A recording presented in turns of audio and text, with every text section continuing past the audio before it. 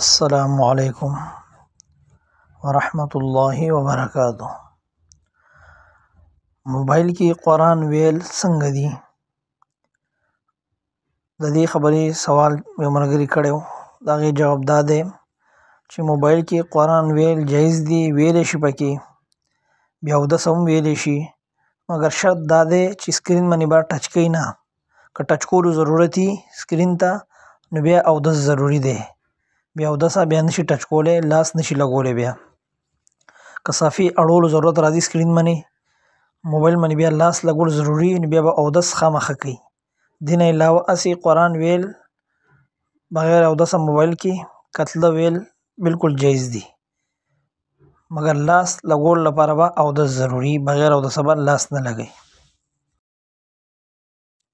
السلام علیکم ورحمت الله وبرکاتہ. موبایل کې قرآن ویل څنګه دي؟ د دې خبرې سوال یو ملګري کړو.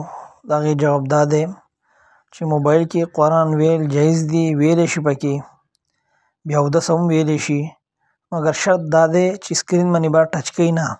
که ټچ کولو ضرورت وي سکرین ته نو بیا اودس ضروری دی. بیا اودس بیا نشي ټچ کولی، لاس نشي لګولی. بیا که صافي اړولو ضرورت راځي سکرین باندې، موبایل باندې بیا لاس لګول ضروری، نو بیا به اودس خامخا کوي.